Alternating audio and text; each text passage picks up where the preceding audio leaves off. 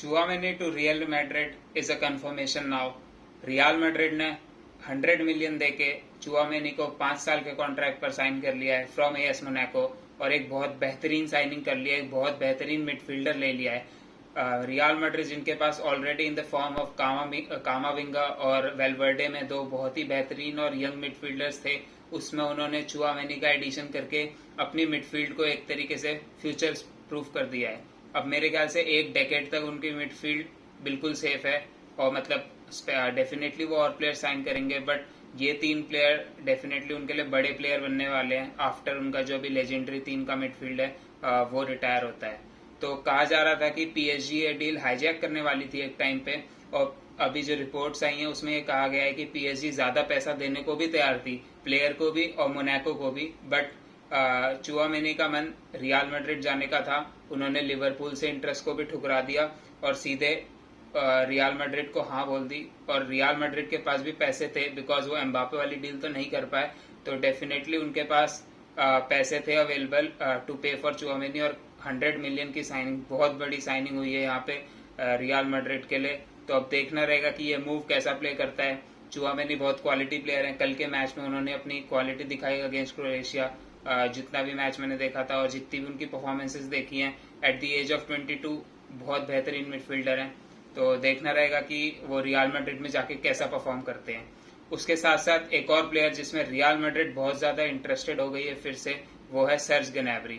तो गनैब्री को लेके बायर्न म्यूनिच में तो बात एक तरीके से उनका अब एंड आ गई है। बायर्न म्यूनिच ने जो अपना आखिरी एक्सटेंशन उन्हें देना था वो दे दिया है, और कहा जा रहा है कि बायर्न म्यूनिच एक डेडलाइन सेट कर देगी उनके लिए कि आपको अगर ऑफर एक्सेप्ट करना है तो करिए, वरना वो उन्हें सेल करने की कोशिश करेगी because he is in the last year of his contract. तो आर्सेनल से उनके लिंक्स आ रहे थे, एज सच कोई डायरेक्ट लिंक्स नहीं थे, बट सारे फैंस चाहते हैं कि वो आर्सेनल आए, और एक रिपोर्ट स्काई स्पोर्ट से भी आई थी कि आर्सेनल चाहती है गनैब्री को वापस लाना, बट बिना यूसीएल के मेरे ख्याल से काफी मुश्किल होगा गनैब्री जैसे प्लेयर को अट्रैक्ट कर पाना।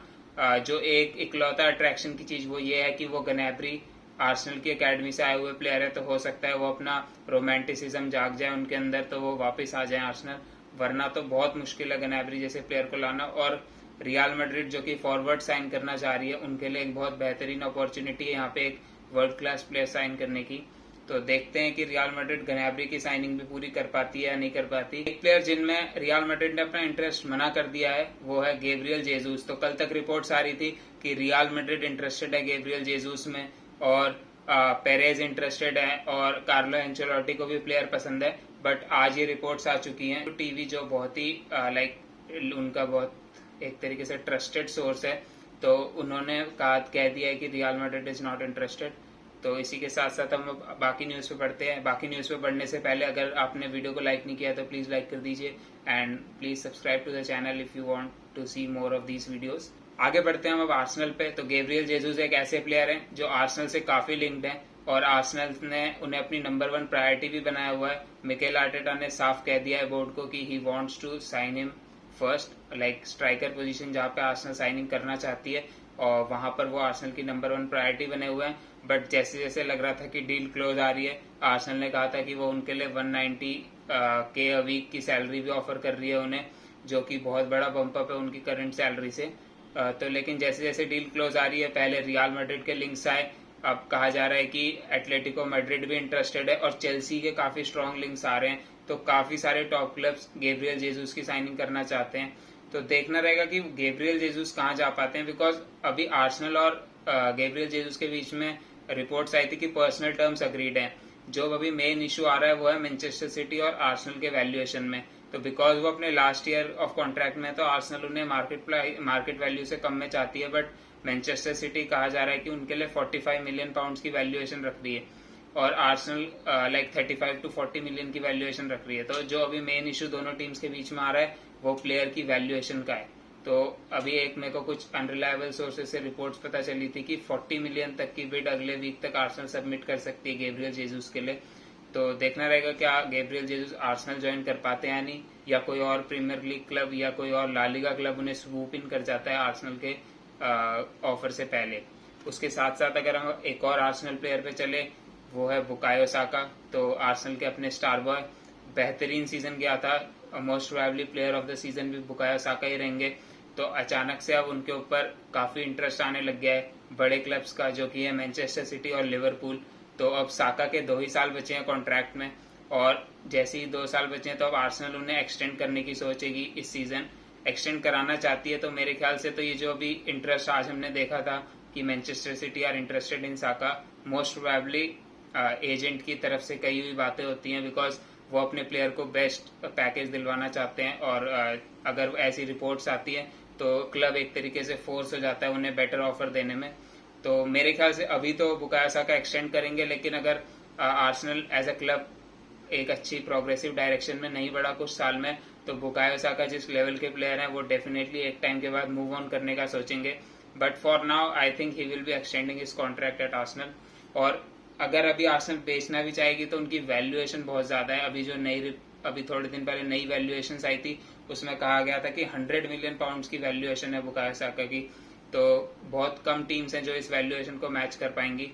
तो और अभी बुकायो साका अकेडमी के भी प्लेयर हैं, तो वो भी आर्सेनल को भी बहुत पसंद करते हैं। तो अभी तो मैं उन्हें जाते हुए नहीं देख रहा हूँ। एक और प्लेयर आर्सेनल के जिसमें दूसरी टीम इंटरेस्टेड है वो है विलियम सालिबा। तो विलियम सालिबा जो 2 साल के लोन के बाद वापस आर्सेनल लौट रहे हैं एक बेहतरीन प्लेयर बनके, उनमें अब काफी टीम्स का इंटरेस्ट जाग रहा है।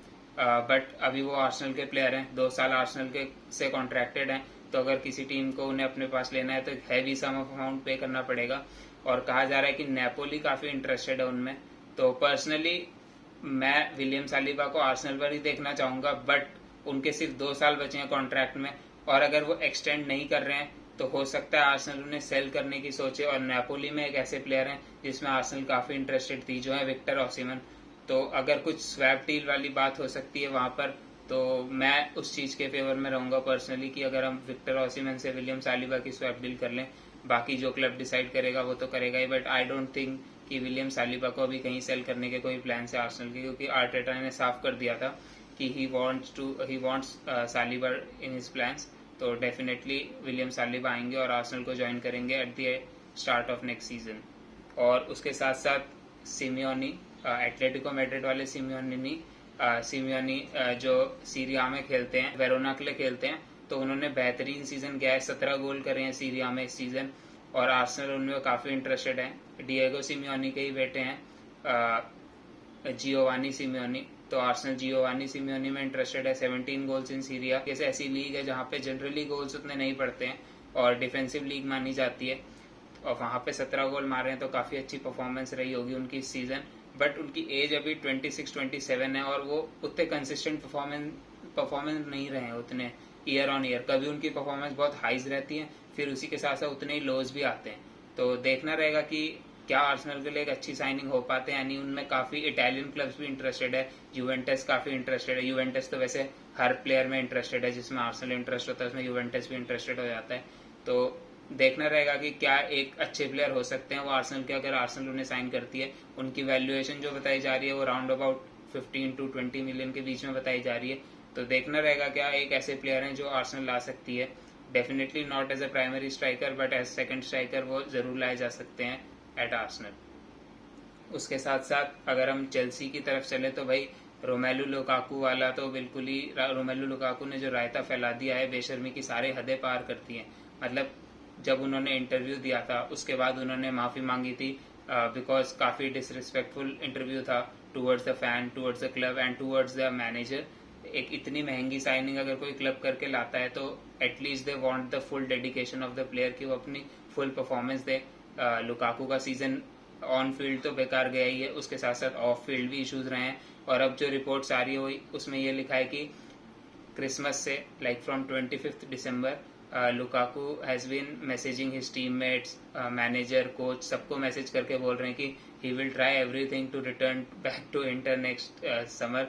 तो काफी फनी है एक तरीके से कि भाई 100 मिलियन दिए थे चेल्सी ने, जो अभी शायद पूरी तरीके से दिए भी नहीं है इंटर को, और लुकाकू ऑलरेडी वापस जाना चाहते हैं इंटर भी उन्हें चाहती है, बट इंटर इतना पैसा कभी पे नहीं करेगी उनके लिए, और बस लोन ही एक ऑप्शन है।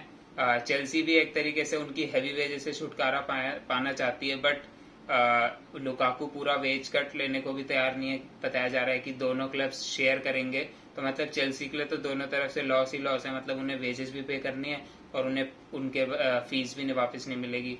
तो देखना रहेगा चेल्सी क्या करती है, बिकॉज मेरे ख्याल से तो एक हार्ड कॉल लेने वाली सिचुएशन है, बिकॉज लुकाकू जैसा player who has been so much disrespectful to the club और to his teammates as well, कि भाई बाकी टीममेट्स पूरा अपना एफर्ट डाल रहे हैं और आप ऐसी हरकतें कर रहे हैं, तो it's not respectful to anybody.